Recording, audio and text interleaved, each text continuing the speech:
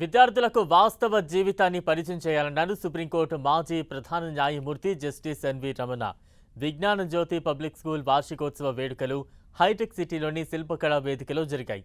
ఈ వేడుకలకు సుప్రీంకోర్టు మాజీ ప్రధాన న్యాయమూర్తి justice NV Ramana, Vignana Jyothi public school president D Suresh Babu ముఖ్య అతిథులుగా పాల్గొన్నారు.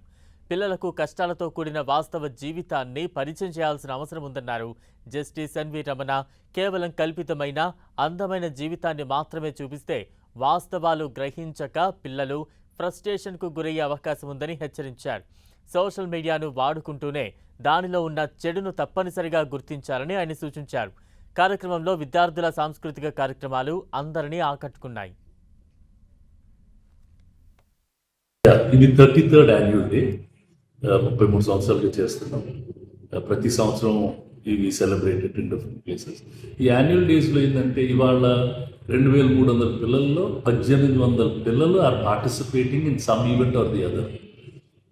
మిగతా వాళ్ళు ఏదో చిన్న చిన్న వాటి వల్ల ఎవ్రీబడి పార్టిసిపేట్, చిన్న క్లాస్ నుంచి పెద్ద క్లాస్ వరకు.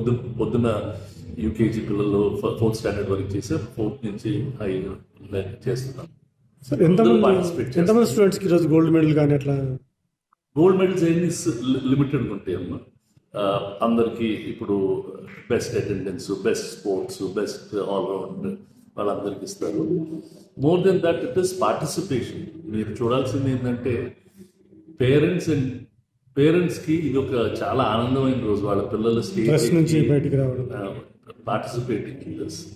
అండ్ ఒక నేబర్హుడ్లో పిల్లలు జాగ్రత్తగా స్కూల్కి వెళ్ళి రావటం అనేది వాళ్ళ ప్రతి పేరెంట్కి కావాల్సింది. వెన్ సొసైటీ సో కన్ఫ్యూజ్డ్ ఉన్నప్పుడు మేము బాగా పర్సనల్ కేర్ తీసుకుంటాం. మా ఈ కాలేజెస్లోనే కాకుండా మాకు వీళ్ళు పిల్లలు స్కూల్ చదివిన తర్వాత మాకు జూనియర్ కాలేజ్, అక్కడికి వెళ్తారు. అక్కడ బాగా చేస్తే వాళ్ళు ఇంజనీరింగ్ కాలేజ్కి, మేనేజ్మెంట్ స్కూల్స్కి, ఆర్ట్ స్కూల్స్కి. మా society we want to do all the interdisciplinary in education.